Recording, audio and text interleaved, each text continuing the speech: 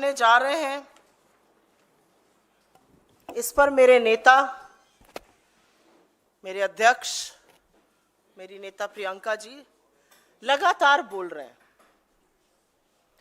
लेकिन इस मंच के माध्यम से आपको, आपके सामने कुछ बातें रखनी जरूरी है। चुनाव आया, लगा बड़े बड़े मुद्दों की बातें होंगी, लगा 10 साल में जो बेरोजगारी का भयावह तांडव इस देश ने देखा है उस पर चर्चा होगी, लगा महंगाई जो कमर तोड़ रही है, लोगों की गला रेत रही है, उस पर बात होगी। लेकिन सारे के सारे मुद्दे धरे रह गए। इस देश के प्रधानमंत्री ने फिर से वही स्क्रिप्ट उठाई जो 2002 से पढ़ रहे हैं, वो ध्रुवीकरण की, विभाजन की, डर की, संशय की। इस देश के चुने हुए प्रधानमंत्री को अपने ऊपर, अपनी सरकार के ऊपर, अपनी पार्टी के ऊपर इतना सा भरोसा नहीं है कि मुद्दों की बात करके चुनाव लड़ा जा सकता है। तो प्रधानमंत्री ने शुरू किया अपना घिसा पिटा काम, ध्रुवीकरण का, किसी को विलेन बनाना, डर फैलाना, संशय करना, भ्रम करना। और उनकी दो रुपल्ली की ट्रोल आर्मी ने, बीजेपी की फेक न्यूज फैक्ट्री ने फिर वही शुरू किया, बयान की काट छाट करो, इधर का उधर लगाओ, भ्रम फैलाओ। राहुल जी ने कहा दलित, राहुल जी ने कहा आदिवासी, राहुल जी ने कहा पिछड़े, राहुल जी ने कहा सामान्य वर्ग के गरीब, राहुल जी ने कहा माइनॉरिटी। सब कुछ हटा दो, सिर्फ माइनॉरिटी रहने दो। मतलब आदत से बात जब इंसान नहीं आता है तो उसको क्या कहा जाए, ये मुझसे बेहतर आप जानते हैं।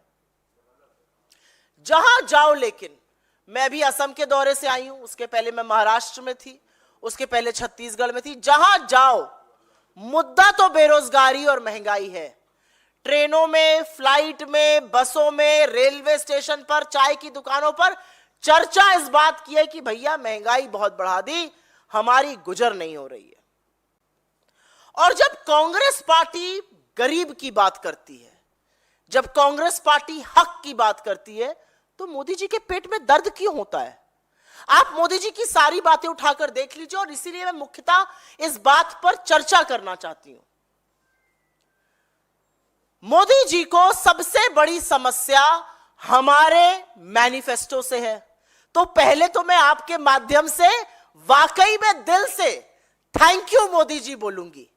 आपने हमारे खिलाफ दुष्प्रचार करके, झूठ बोल के, मनगढ़ंत कहानियां रच के हमारे मैनिफेस्टो को तो घर घर तक पहुंचा दिया।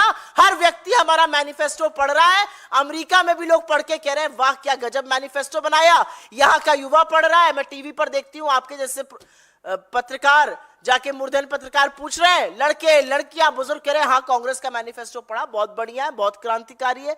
तो थैंक यू मोदी जी तो बनता है, ना हल लगे ना फिटकरी, रंग चोखा भी आ जाए।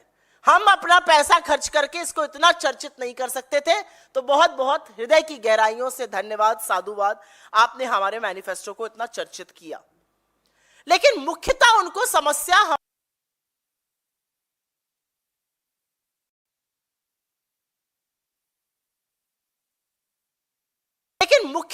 समस्या हमारे मैनिफेस्टो में जो जातिगत जनगणना है, जो गिनती की बात है, जो आर्थिक और सामाजिक गणना है, उसको लेकर चिंता है।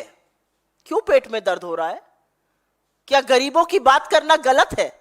आज नरेंद्र मोदी, और मैं इस मंच से और पूरी जिम्मेदारी से पूछती हूं, आपको दिक्कत क्या है? क्या गरीबों की भलाई में आपको दिक्कत है? क्या दलित, आदिवासी, पिछड़े, सामान्य वर्ग के गरीबों का अगर भला हो जाए तो उसमें आपको दिक्कत है? और हम तो कुछ कह ही नहीं रहे। हम तो कह रहे हैं एक्सरे कराइए, पता तो करिए कौन कितना है और किसका कितना प्रतिनिधित्व है, इसमें क्या दिक्कत है? लेकिन दिक्कत तो है, पेट में दर्द तो हो रहा है, मन में कौतूहल तो मचा हुआ है। क्योंकि इस देश का किसान 27 रुपए रोज का कमाएगा। इस देश की 20% आबादी 46 रुपए रोज पर गुजर बसर करेगी। लेकिन मोदी जी के मित्र तो 1600 करोड़ रुपए रोज के कमाएंगे। तो पेट में दर्द तो होना स्वाभाविक है। असलियत तो यह है कि नरेंद्र मोदी जी ने अपनी नाक के नीचे 10 साल के अपने शासनकाल में 2 हिंदुस्तान बनाए हैं, 2 भारत बनाए हैं, 2 देश बनाए हैं। एक देश जहां पर डबडबाई आंखों से सब्जी बेचने वाला कहता है मेरी गुजर नहीं हो रही है। एक देश जहां चकाचौंध है। एक देश जो मोदी वंदन करता है। एक दूसरा देश जब आप G20 करते हैं तो गरीबी छिपाने के लिए पर्दा डालना पड़ता है। एक देश जहां पर एक छोटी सी बच्ची कहती है मेरा रोने का बहुत मन होता है लेकिन मैं रो भी नहीं सकती हूं, घर पे छोटे छोटे भाई बहनों का क्या होगा। और एक देश जो आप पर फिदा है, जो आपका चरण वंदन करता है। क्या किया आपने गरीबों के साथ? आप बोलेंगे मैंने 5 किलो राशन दिया। तो जब ये 5 किलो राशन वाले लोग रोजगार की बात कर रहे हैं, आप अपना मुंह क्यों फेर रहे हैं? आप क्यों भाग खड़े हो रहे हैं? आप क्यों आंखें मूंद ले रहे हैं? क्या किया आपने इन गरीबों के लिए? इन्हीं गरीबों को आपने चिलचिलाती धूप में कोविड के दौरान पैदल चलवाया। इन्हीं गरीबों को आपने इंजेक्शन से लेके दवाई और फिर ऑक्सीजन तक दर दर भटकाया। इन्हीं गरीबों को आपने सपना तो दिखाया था हवाई जहाज में बिठाने का, लेकिन हवाई अड्डे एक के बाद एक अपने दोस्त के नाम किए और इन्हीं गरीबों को, इन्हीं गरीब के बच्चों को गाजर, मूली, भेड़, बकरी की तरह ट्रेनों में ठूस कर, देख लीजिए ट्रेन की वो भयावह तस्वीरें जहां पर टॉयलेट तक में लोग भरे हुए हैं। इन्हीं गरीबों को आपने किया। क्या किया आपने इन देश के गरीबों का? इन देश के गरीब लोगों का आपने हक मारा, आपने मोनोपोली बनाई, आपने छोटे छोटे बिजनेसेस बंद किए, 40,000 छोटे लघु मध्यम उद्योग बंद किए, आपने नोटबंदी करी। आपके मित्रों का तो पैसा सारा वापस आ गया आरबीआई में, लेकिन इन गरीबों को आपने लाइन में लगवाया, इन गरीबों की मौतें हुई। तो क्या किया आपने गरीबों के लिए? हम एक बात डंके की चोट पर कहते हैं, बिना संशय के कहते हैं, बिना डर के कहते हैं, पूरी नैतिकता, पूरी जिम्मेदारी से कहते हैं कि 2024 में वक्त आ गया है कि इस देश में जातिगत जनगणना, सामाजिक और आर्थिक जातिगत जनगणना होनी चाहिए, गिनती होनी चाहिए। हम तो आपसे पलटकर पूछते हैं किस बात से डरते हो, गिनती क्यों नहीं करते हो? मोदी जी इसी बात को तो उठाकर भय फैला रहे हैं, इसी बात को तो उठाकर कह रहे हैं कांग्रेस आपकी कार ले लेगी, कांग्रेस आपका सोना ले लेगी, कांग्रेस आपका पैसा ले लेगी, कांग्रेस आपकी संपत्ति ले लेगी। 1947 से अभी तक तो आप कांग्रेस को ही कोसते थे, हमारी ही सरकारें थी। आज तक तो ऐसा नहीं हुआ, आज तक तो किसी का पैसा नहीं लिया गया। असलियत यह है कि कांग्रेस के शासनकाल में लोग ज्यादा समृद्ध बने। कांग्रेस के शासनकाल में हमने 27 करोड़ लोगों को गरीबी की सीमा रेखा से निकाला। कांग्रेस के शासनकाल में बिजनेसेस ज्यादा बढ़े, मल्टीनेशनल कंपनीज बनी, हमारे डोमेस्टिक बिजनेसेस। आपके शासनकाल पे तो ताले पड़े लोगों के बिजनेसेस पर। आपके शासनकाल पर 83% इस देश की जो आबादी है उसकी आय कम हुई। आपके शासनकाल में तो हर वो तमाशा हुआ जो इस देश ने कभी नहीं देखा था। तो क्यों ये भय, क्यों ये संशय, क्यों ये डर फैला रहे हैं?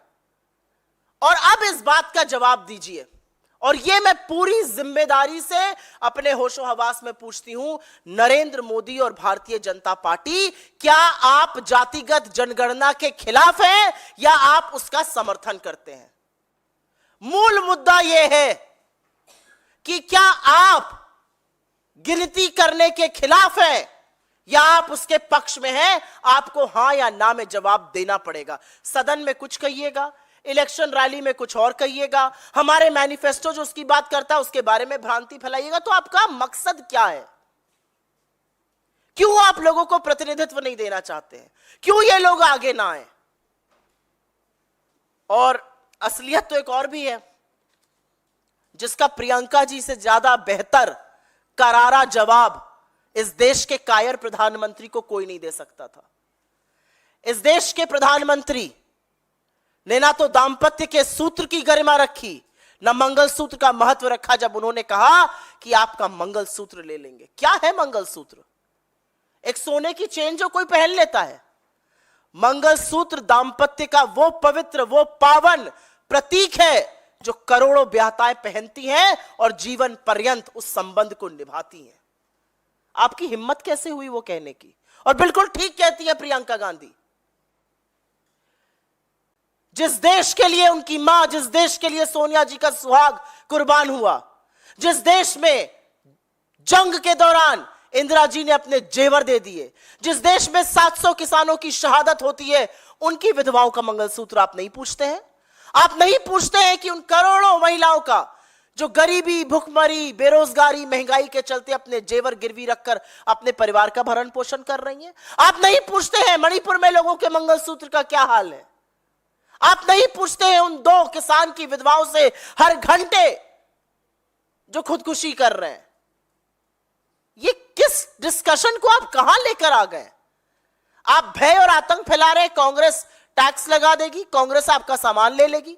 कांग्रेस ने आज तक तो ऐसा किया नहीं, अब कांग्रेस ऐसा क्यों करेगी? लगातार झूठ बोलने का काम। मुझे कभी कभी अब मोदी जी में शायद उम्र का भी तकाजा है, वृद्ध भी ज्यादा लगते हैं, जबान भी लड़खड़ाती है, कुछ का कुछ बोल जाते हैं। कई लोगों से बीजेपी में बात करो तो वो कहते भी हैं कि कभी कभी तो ऐसी बात बोल जाते हैं कि हम लोग डिफेंड ही नहीं कर पाते हैं, पता नहीं क्या बोल जाते हैं, उम्र का ही असर लगता है। वो व्हाट्सएप के अंकल जी लोग नहीं होते हैं, वैसे लगते हैं मुझे आजकल मोदी जी।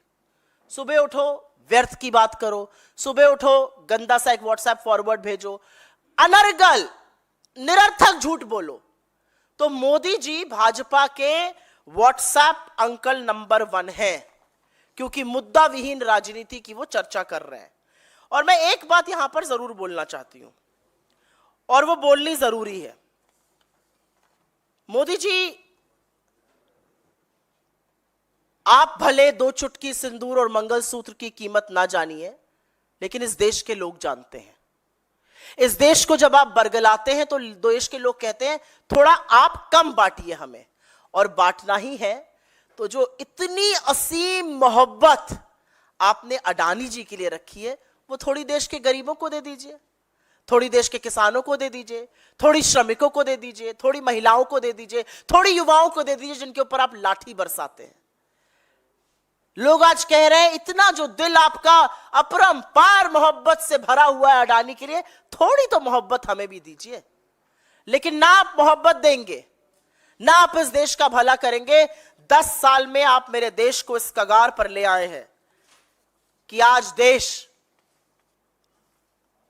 हाथ जोड़ के विनम्र निवेदन कर रहा है, बहुत हो गया साहब, अब बख्श दीजिए। आप कितना भी झूठ बोल लीजिए, आज सवाल देश की जनता पूछ रही है कि कांग्रेस को कोसते कोसते 10 साल हो गए, कांग्रेस के मैनिफेस्टो के बारे में झूठ बोलते भी अब वक्त हो गया। अब आप बताइए कि क्या आप गिनती के खिलाफ हैं या गिनती के समर्थन में हैं? यह जवाब भारतीय जनता पार्टी को और नरेंद्र मोदी जी को देना पड़ेगा। आपके सवालों का स्वागत है। अगर पहले इस मुद्दे पर सवाल हो या इससे जुड़े हुए तो बहुत अनुग्रहित रहूंगी। Yes. Arun Jaitley used to keep talking about inheritance tax.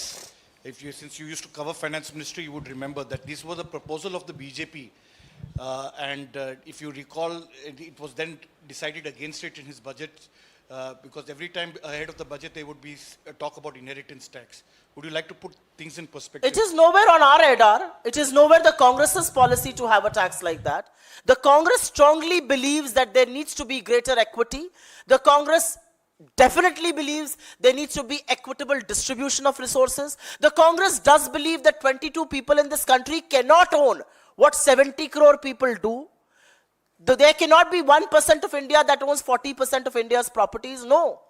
But the Congress does not believe in taking away from people and giving it to the others.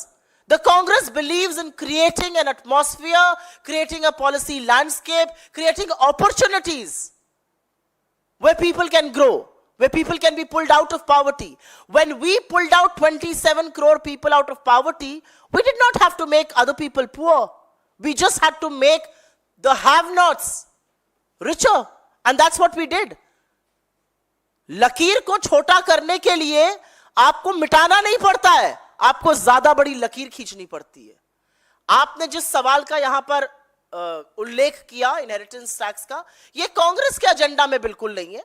हमने इसकी कभी चर्चा नहीं की, और आपके बिल्कुल सही बात है, इसकी पहली बार चर्चा अरुण जेटली जी ने दिवंगत अरुण जेटली जी ने, भगवान उनकी आत्मा को शांति दे, उन्होंने की थी। ये नरेंद्र मोदी की सरकार का पहला प्रपोजल था। ये कांग्रेस पार्टी के रडार पे कांग्रेस पार्टी की पॉलिसी कभी नहीं रहा है, क्योंकि कांग्रेस पार्टी का यह मानना है कि गरीबों, शोषितों, वंचितों का हक दिलाने के लिए आपको किसी का हक मारने की जरूरत नहीं है। हम किसी से पैसा लेके किसी और को देने की चर्चा नहीं करते, ना बात करते, ना ऐसी पॉलिसी बनाते हैं। हम ऐसा नीति निर्माण करते हैं, हम ऐसा देश बनाना चाहते हैं जहां पर 22 लोग, 70 करोड़ जितने लोगों के पास वेल्थ हो उतनी वेल्थ ना हो, 1% के पास 40% जितनी प्रॉपर्टी ना हो।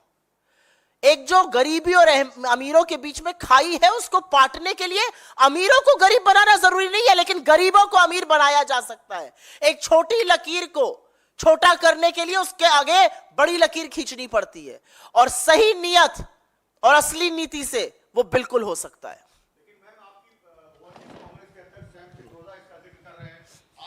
जिनको टिकट दिया है उदित राज, उन्होंने सैम पित्रोदा का समर्थन किया कि बिल्कुल ऐसा होना चाहिए हिंदुस्तान में। तो आपके सांसद के उम्मीदवार ऐसा कह रहे हैं, सैम पित्रोदा राहुल गांधी करीबी माने जाते हैं, ओवरसीज कांग्रेस के अध्यक्ष है, वो इसका जिक्र कर रहे हैं, तो बीजेपी, अब प्रधानमंत्री मोदी ने इस मुद्दे को उठा दिया है।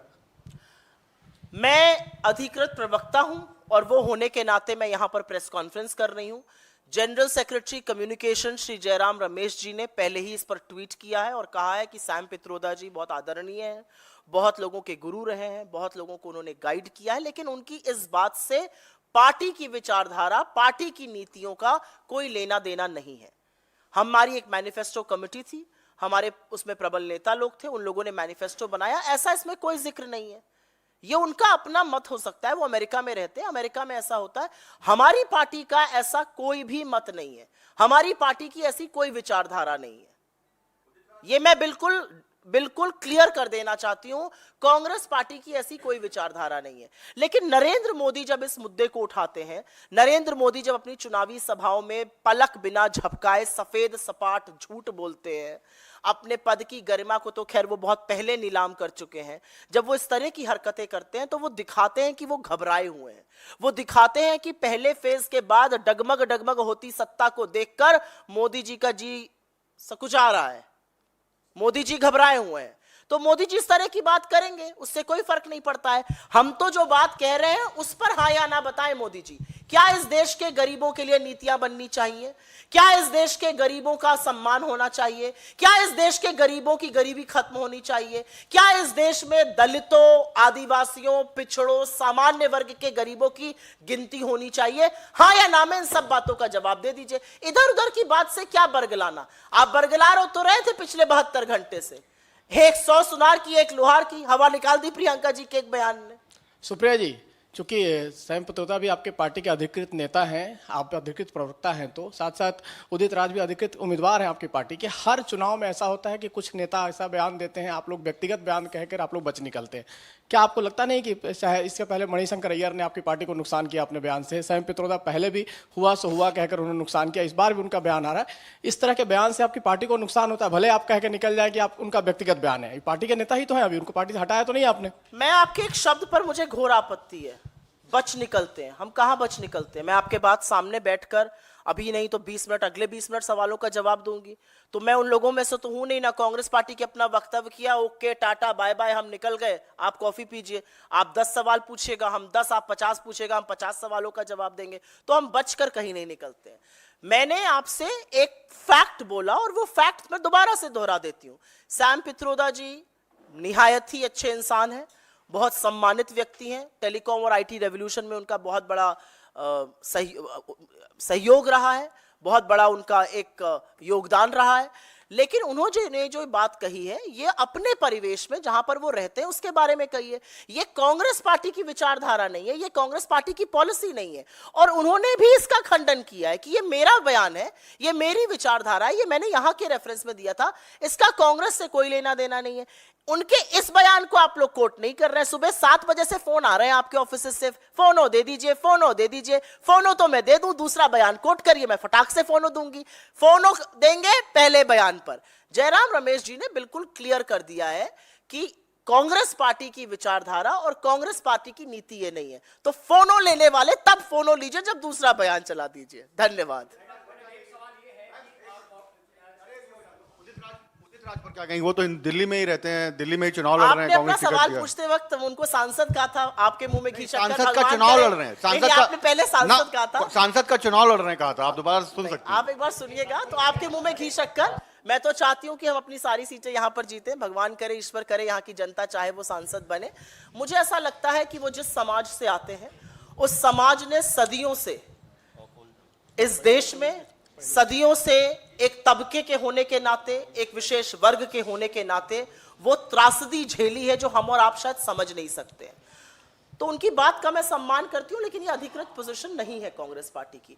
अगर मैं यहां पर बैठकर एक बयान दे रही हूं तो मेरे बयान को आपको चलाना पड़ेगा। आपकी नीयत क्या है और आप किसका बयान चलाइए ये आपके ऊपर है। लेकिन अगर प्रेस कॉन्फ्रेंस करके मैं किसी चीज की या तो पुष्टि या खंडन या क्लैरिफिकेशन दे रही हूं तो मुझे ऐसा लगता है कि पत्रकारिता ये कहती है कि मेरा वर्जन चलना चाहिए। Ma'am, this is Hariom from Jharkhand reporter. राजनीतिक विश्लेषकोों का ये कहना है कि कांग्रेस के मैनिफेस्टो में प्रोलितरेट और बुर्जुआ के प्रोलितरेट वर्सेस बुर्जुआ की झलक दिखती है।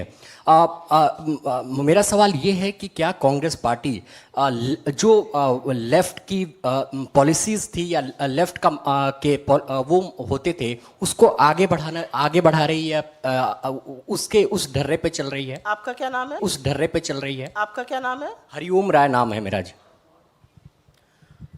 हरिओम राय जी, ये जो राजनीतिक विश्लेषक है ना, इनसे रोज शाम को आमना सामना होता है। ये जो आरएसएस के चिंतक राजनीतिक विश्लेषक, आरएसएस के चिंतक रक्षा विशेषज्ञ, आरएसएस के चिंतक आर्थिक मामलों के विशेषज्ञ बनकर अपनी टिप्पणी देते हैं, उनकी टिप्पणी पर तो मैं जवाब नहीं दूंगी। लेकिन मैं इस बात का जरूर उल्लेख करना चाहती हूं कि अगर इस देश के गरीबों का भला करना, अगर इस देश की 90% आबादी जिसका प्रतिनिधित्व नहीं है उसकी पैरवी करना, अगर इस देश में समानता लाना, अगर इस देश में अमीरों और गरीबों के बीच की खाई को पाटना, अगर एक लंबी लकीर खींचना राजनीति में, आप उसको किसी भी नाम से देना चाहिए दीजिए, हमें कोई आपत्ति नहीं, लेकिन हम वो करेंगे। असलियत यह है कि यह देश आज 2 भागों में बटा हुआ है। पिछले 10 सालों में इतनी आर्थिक असमानता हुई है कि आज एक प्लाइटफुल सिचुएशन है, ये एक टिकिंग टाइम बॉम्ब है। और असलियत यह है कि 100 साल में सबसे ज्यादा असमानता आज भारत में है। तो हां, ऐसे भारत में अगर उस असमानता को खत्म करना है तो हम बिल्कुल खत्म करेंगे। क्या नरेंद्र मोदी इस असमानता को खत्म करने के खिलाफ है? यह सवाल राजनीतिक विशेषज्ञों को जरूर पूछना चाहिए। जी, इनको दीजिए आप माइक। जी, नीरज हूं, न्यूज 18 इंडिया से। आपने कहा कि प्रधानमंत्री बौखला गए, राहुल गांधी ने भी अब से थोड़ी देर पहले कहा कि वो बौखला गए। मेरा सवाल यह है कि पहले चरण का मतदान हुआ 102 सीटों पर। पिछली बार एनडीए और इंडिया अलायंस को लगभग बराबर सीटें आई थी, थोड़ा ऊपर नीचे था। क्या पहले फेज की वोटिंग से वो बीजेपी या प्रधानमंत्री मोदी घबराए हुए, आप ये कहना चाहती हैं? और आप लोग का आकलन क्या है 102 सीटों का? जो 102 सीटों पर पहले चरण का मतदान 21 राज्यों में हुआ है, वो हमारे लिए बहुत उत्साहित करने वाला है। असलियत यह है कि उसी पहले चरण के मतदान को देखकर अपना आपा, अपना संतुलन खो बैठे हैं इस देश के प्रधानमंत्री। अगर आप उनकी भाषा का भी ग्राफ देखिए तो वो हमेशा से खैर गिरा हुआ ही था, लेकिन पहले चरण के मतदान के बाद वो बिल्कुल स्लाइड कर गया है। क्योंकि पहले चरण के मतदान के बाद जिन 102 सीटों पर हुआ है, भारतीय जनता पार्टी की सरकार किसी कीमत पर नहीं बन सकती है। हमारा अच्छा प्रदर्शन तमिलनाडु में, राजस्थान में, महाराष्ट्र में, बिहार में, यहां तक कि उत्तर प्रदेश में भी रहा है। असलियत यह है कि बीजेपी साउथ में साफ है और नॉर्थ में हाफ है, और यही भारतीय जनता पार्टी का ग्राफ है। और पहले चरण के मतदान ने बदलाव की वो आहट गुंजा दी है जिसको सुन के भारतीय जनता पार्टी के कान थोड़े फड़फड़ा रहे हैं। सुप्रिया जी, पहले चरण के मतदान के बाद जैसे कांग्रेस ने कहा प्रधानमंत्री तमाम सांप्रदायिक या राजनीतिक बयान दे रहे हैं, आप लोगों ने इसकी शिकायत चुनाव आयोग से भी की है। आपने कहा था अगर आयोग कार्रवाई नहीं करेगा तो हम कानूनी सलाह लेंगे, क्या कहना चाहेंगे? सॉरी, एक बार फिर से बोलिएगा। पहले चरण के मतदान पर जैसे प्रधानमंत्री के बयान आ रहे हैं, आप लोगों ने कहा यह सांप्रदायिक या मुझे ऐसा धार्मिक लगता है बयान है। कि आपके सवाल का जवाब बड़े हद तक दिल्ली यूनिवर्सिटी के एक पोस्टर ने दे दिया। दिल्ली यूनिवर्सिटी के कुछ छात्रों ने एक पोस्टर लगाया और उस पर उन्होंने दिवंगत इलेक्शन कमीशन ऑफ इंडिया के दिवंगत होने पर शोक जताया। मुझे ऐसा लगता है कि चुनाव आयोग एक निष्पक्ष संस्था है और निष्पक्ष चुनाव हो ये उनकी जिम्मेदारी है। उन निष्पक्ष चुनावों में यह भी जरूरी है कि भाषा की मर्यादा विपक्ष भी बनाए और प्रधानमंत्री भी बनाए। प्रधानमंत्री की भाषा को सुनकर विपक्ष तो स्तब्ध है ही, असलियत यह है कि उनकी पार्टी के भी कुछ लोग परेशान हो गए। उनको समझ में नहीं आ रहा है कि इस भाषा को कैसे डिफेंड किया जाए। प्रधानमंत्री ने जो समुदाय विशेषों की बात करी है, प्रधानमंत्री ने जो महिलाओं की बात करी, मैं एक विवाहित महिला हूं, यहां पर अनेक विवाहित महिलाएं बैठी हैं। किसी को अच्छा लगता है यह सुनकर कि आपका मंगलसूत्र कोई छीन लेगा? यहां यूसुफ बैठे हैं, आपको अच्छा लगा यह सुनकर कि आप घुसपैठिया हैं? क्या बात करते हैं प्रधानमंत्री? और उस पर चश्मा लगाकर चुनाव आयोग बिल्कुल चुप है। हे राम जी जगत बनाई नहीं, हमने कुछ देखा ही नहीं। नोटिस तो इशू कर दीजिए। कभी कभी एक वो मेहदी हसन साहब की एक गजल है कि भ्रम तो रहने दो निष्पक्षता का। आज देश ये पूछ रहा है, 10 महीने 11 महीने हो गए, पूरा विपक्ष टाइम मांग रहा है, वीवीपैट 100% आप वोटिंग उसकी करिए, काउंटिंग करिए। 11 महीने से निष्पक्ष चुनाव आयोग के पास वक्त नहीं है। सबको नोटिस इशू होता है, सबको बिना बात के सेंसर किया जाता है, किसी को 48 घंटे, किसी को 72 घंटे बैन कर दिया जाता है। और इतनी नफरती भाषा जिसको सुनकर यह देश स्तब्ध है। और मुझे शर्म आती है कि महात्मा गांधी के इस देश में एक ऐसा प्रधानमंत्री है जो खुलेआम नफरती भाषण दे रहे हैं। चुनाव आयोग चुप है। पीएम ने अभी छत्तीसगढ़ के सरगुजा में कहा है कि कांग्रेस की लूट जिंदगी के साथ भी जिंदगी के बाद भी, वो सैम पित्रोदा के बयान से रेफर कर रहे थे। जिंदगी के साथ भी और जिंदगी के बाद भी जब सुनती हूं तो एलआईसी याद आता है। जब एलआईसी सुनती हूं तो मित्र याद आते हैं। जब मित्र याद आते हैं तो कल की रिपोर्ट याद आती है। सेबी ने बता दिया कि खूब सारी शेल कंपनी से खूब बड़ा भ्रष्टाचार हुआ है। मुंह में तो ऐसी दही जमी है कि उसका जीएसटी देते नहीं बन रहा है। तो कुछ बातों को मुझे ऐसा लगता है प्रधानमंत्री को नहीं उठाना चाहिए। प्रधानमंत्री अब जब बोल रहे हैं इस समय, तो प्रधानमंत्री खुद अपनी कलई स्वयं खोल रहे हैं। प्रधानमंत्री से साधुवाद है, आपने हमारे मैनिफेस्टो को प्रचारित किया।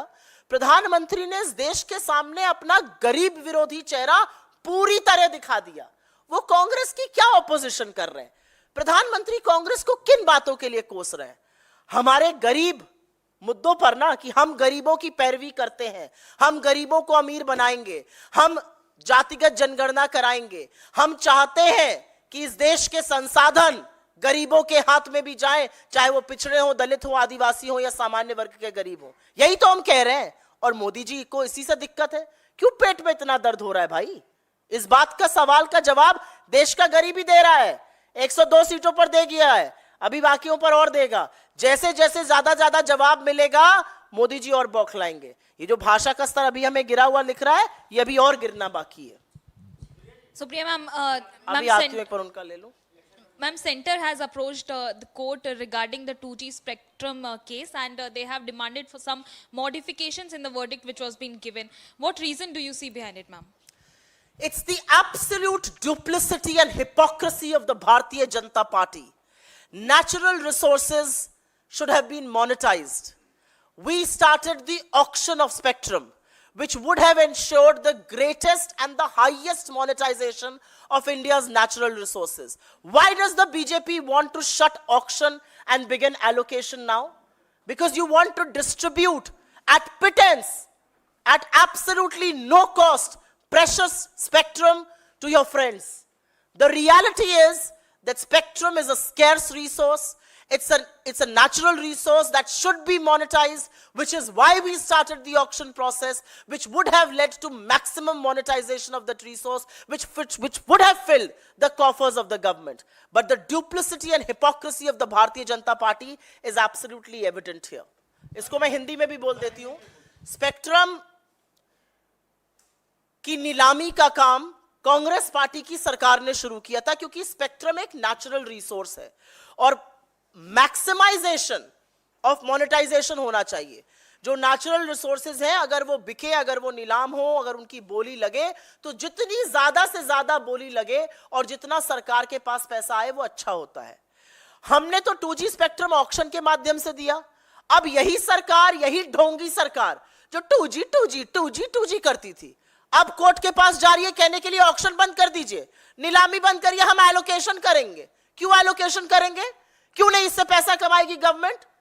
क्योंकि आपको अपने मित्रों को कौड़ियों के दाम पर स्पेक्ट्रम देना है. यह असलियत है सरकार की. जी आप बोलिए. He is asking a question, I will come to you.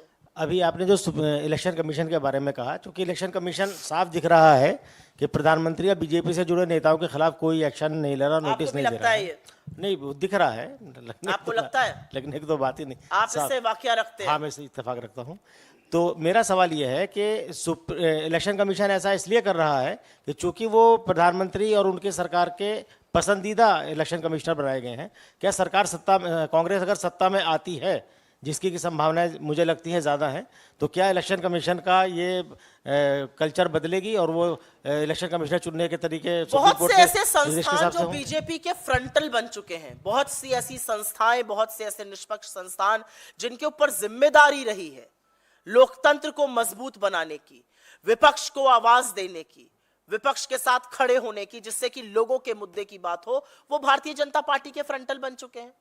आप इलेक्शन कमीशन की क्यों बात कर रहे हैं? आप ईडी को देख लीजिए, आप सीबीआई को देख लीजिए, आप इनकम टैक्स को देख लीजिए.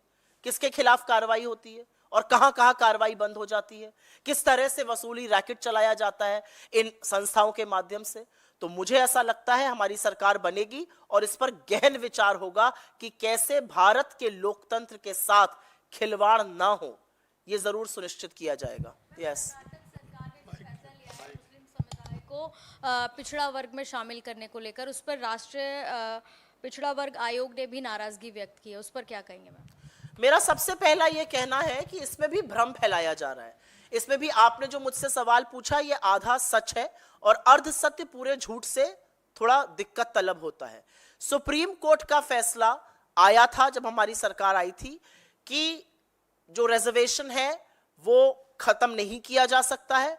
मुझे ऐसा लगता है कि अगर पिछड़े वर्ग में उनको शामिल किया गया है तो जरूर इसके पीछे कोई नीतिगत सोच होगी और इसका ज्यादा बेटर एक्सप्लेनेशन, ज्यादा बेटर बयान हमारे वहां के मुख्यमंत्री दे सकते हैं. लेकिन कांग्रेस पार्टी ना धर्म के आधार पर, ना जाति के आधार पर कोई भेदभाव करती है, ना हम इस देश को बांटते हैं. ये काम पूरी तरह से भारतीय जनता पार्टी के हिस्से का है, वो ऐसा करते हैं और ऐसे ही अर्धसत्य फैलाते हैं. Any other questions? कोई और सवाल? बहुत धन्यवाद आपका.